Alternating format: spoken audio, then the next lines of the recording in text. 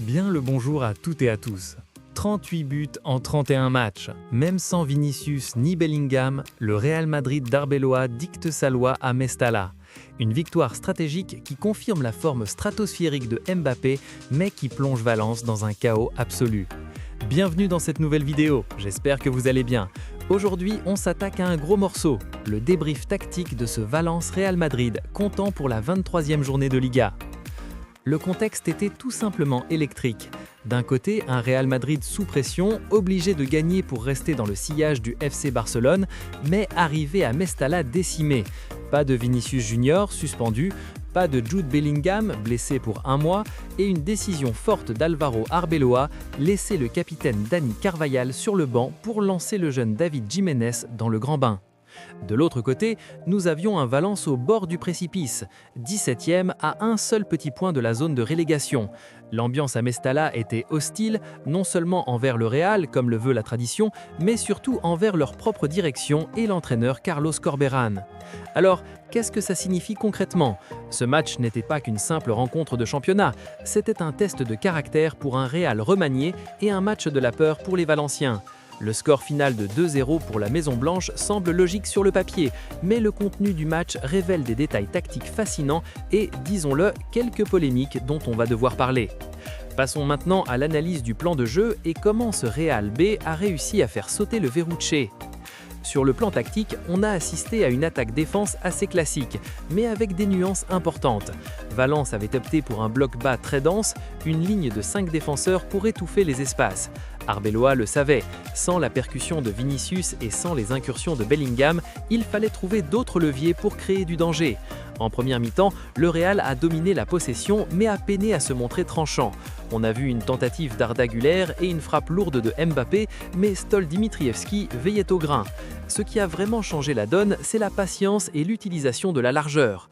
Le tournant du match arrive à la 52e minute, et là on peut parler de montée en puissance d'un joueur inattendu, Álvaro Carreras.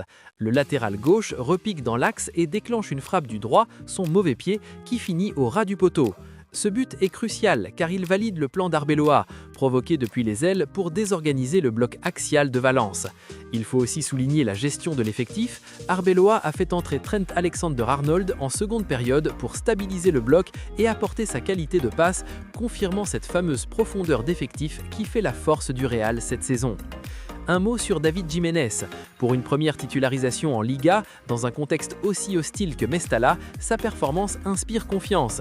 Il a même failli marquer sur un service de Mbappé. Arbeloa a déclaré être très fier de lui et on comprend pourquoi. C'est une excellente nouvelle pour la Fabrica. Défensivement, le Real a tenu bon. Valence a bien cru égaliser par Lucas Beltrán, mais le poteau a sauvé Courtois. C'est cette solidité, cette capacité à plier sans rompre qui permet au Real de rester un vainqueur légitime, comme l'a souligné l'entraîneur en conférence de presse. Ensuite, on va regarder un peu plus en détail la prestation de Mbappé. Les chiffres donnent le tournis. 23e but en Liga, 38e but toutes compétitions confondues cette saison. Il a scellé le match dans les arrêts de jeu avec un sang-froid clinique sur une passe de Brahim Diaz. Arbeloa n'a pas tari d'éloges à son sujet, affirmant même qu'il a les qualités pour marcher dans les pas de Cristiano Ronaldo. Comparer un joueur à Cristiano Ronaldo au Real Madrid, c'est lourd de sens, mais Mbappé assume ce statut de leader offensif avec une régularité effrayante. C'est lui qui porte l'attaque, c'est lui qui fait peur aux défenses et c'est lui qui finit les actions. Ça confirme sa montée en puissance à l'approche du mondial. Cependant, tout n'est pas rose. Il y a une autre facette de son match qu'on ne peut pas ignorer, sa nervosité. Les caméras de DAZN ont capté des échanges très tendus avec le corps arbitral à la mi-temps. Frustré par un hors-jeu, Mbappé a eu des mots très durs, traitant les arbitres de bouffons et lâchant quelques insultes en français à ses coéquipiers. C'est un paradoxe. D'un côté, on a le meilleur joueur du monde qui survole les débats footballistiques, de l'autre, on sent une tension, une irritation constante contre l'arbitrage espagnol. Pour l'instant, ça n'impacte pas ses statistiques, mais c'est un élément à surveiller. Un leader doit inspirer confiance et sérénité.